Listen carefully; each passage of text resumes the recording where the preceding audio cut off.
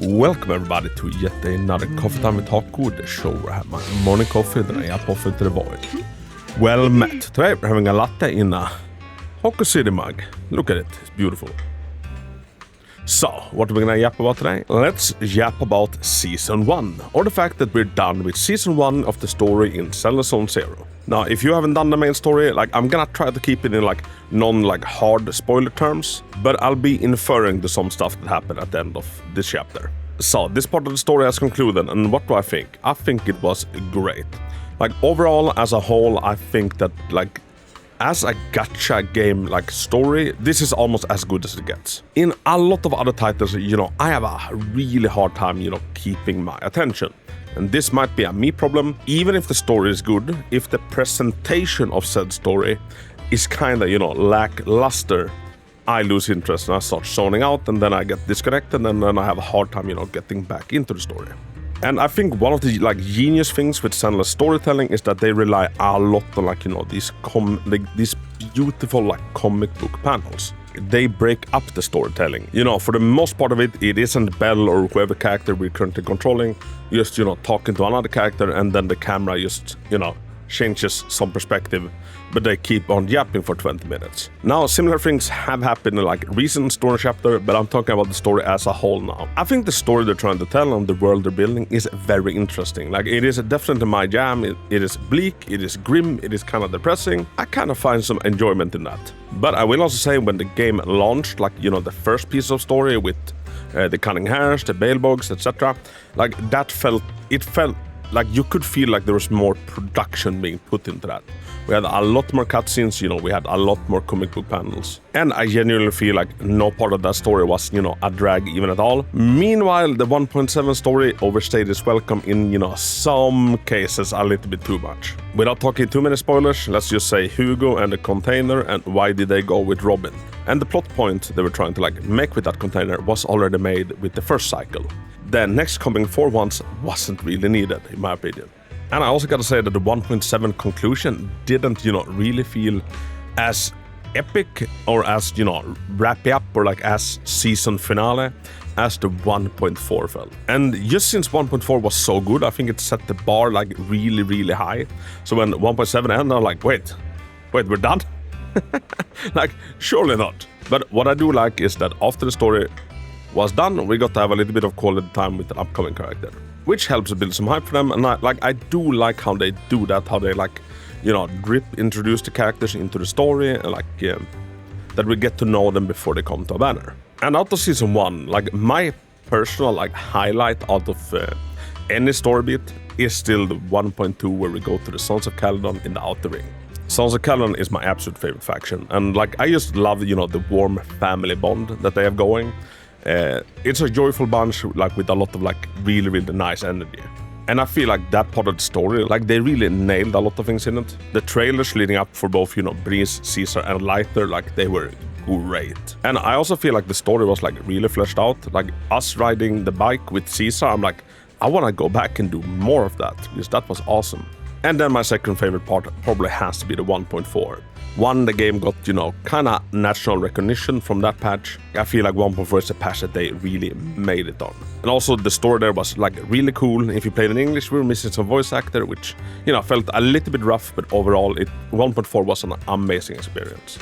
Now as we're heading into the 2.0, we'll get a new location. It will all take place in the Waifu Peninsula. And for that, I hope that they go back a little bit to, their old way of storytelling that we found in, the earlier chapter leading up to the 1.4. The story of the 1.4, it's also been great. But I think it was better. And it could be for the simple fact that, they are just going a little bit too fast. 1.6 was probably the most story-heavy chapter they've released. We had the main story, then we had Trigger story, then we had Unbi story.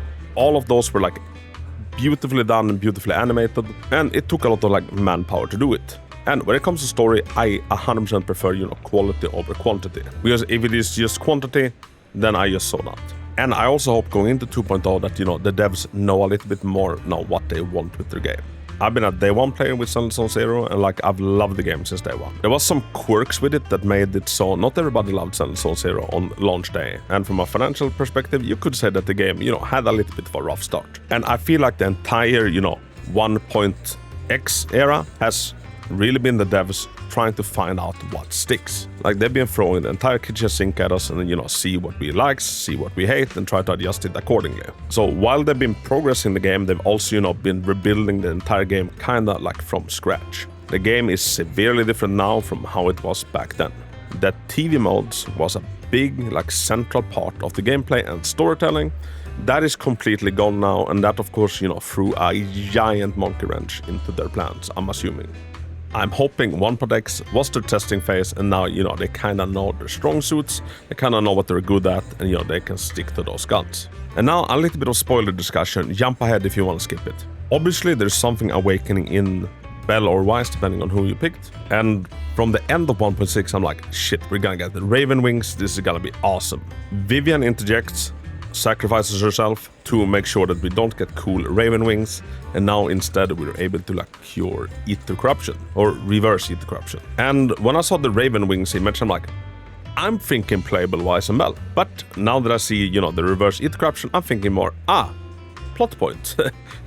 The power isn't gonna be used in the combat, it's gonna be used to drive the story. And we're getting a new master, Yishuan is gonna be training us.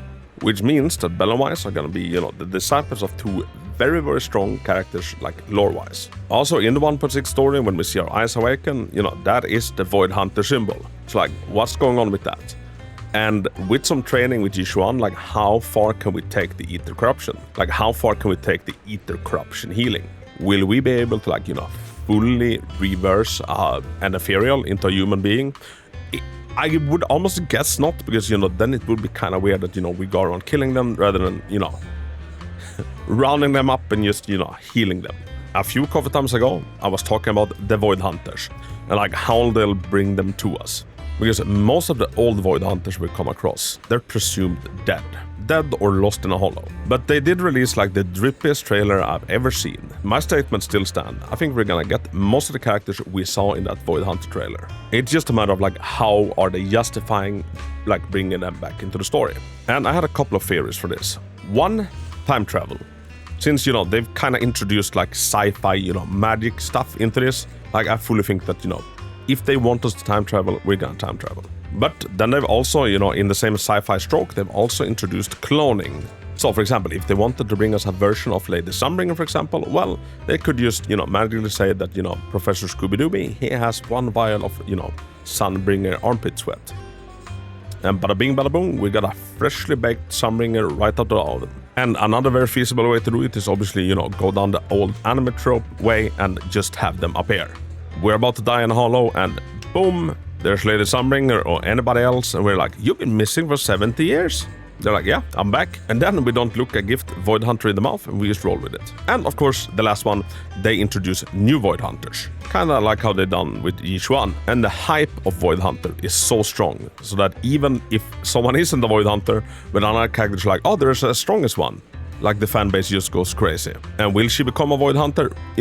We'll see. But my point is that now we have an additional way of actually doing this. With our reversing of ether corruption, maybe, just maybe, we can find, heavily ether corrupted Void Hunters in the hollows and rescue them, or reverse them. And this is to my point earlier, I'm not sure how far our ability extends. And I think this is the case. It's gonna extend as far as the developers needs it to.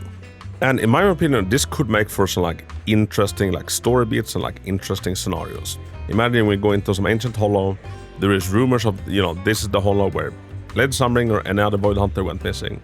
And in the hollow we come across some really fierce looking ethereal. We fight it, we defeat it, we approach it, and then we see that, it still has some humanity left in it. We reverse hollow it, and bada bing, bada boom, it's an old Void Hunter. Coming soon to a banner near you. And thinking about it, I just want this said in case this happens. And if it happens, I can feel a little bit smart. I wonder if Nineveh might be an old Void Hunter. Because I've been saying this for a long while now. I don't think that we're done with Nineveh. We never really got a conclusion to Nineveh. She was introduced as this big bad. Miyabi tries to fight it, and her swing just goes off. So it's obviously an insanely powerful being. And I'm not quite sure how the process works when something, turns into an ethereal. Is it the stronger the host, the stronger the monster it becomes? If we take Pompey, for example, he was obviously like a very strong and capable leader in the outer ring, and he turned into quite a fierce being. And if it is something Zenless is kind of good at, is taking like anime tropes and incorporating them. And it's not a super uncommon theme that in some animes, like the good guys have a chance to turn into monsters. And the stronger the good guy, the stronger the monster. What comes to mind first is Claymore, if anybody has seen or read Claymore. Great anime and manga. Which is why I'm thinking that, the real high boss level ethereals, like say Geppetto and Nineveh, their original host might be a Void Hunter or someone of incredible stature. And the other half boss types that we have, like the Dead and Butcher, they might be similar to, Pompey, where they're just, slightly stronger individuals. Because I have a kind of a hard time seeing that, Nineveh originated from, just Jennifer down on 7th Street. But who knows, we went off on a little bit of a tangent, and this is just me speculating. Because it's fun to think, right? I should do it more often. Tell me, what did you think of Season 1? What do you think was the highlight? What do you think were some parts they could have done better? And what are your hopes for Season 2? Let me know down in the comments. And as always, thank you so much for watching. Until next time, have a big hug, and Hako out. She's stealing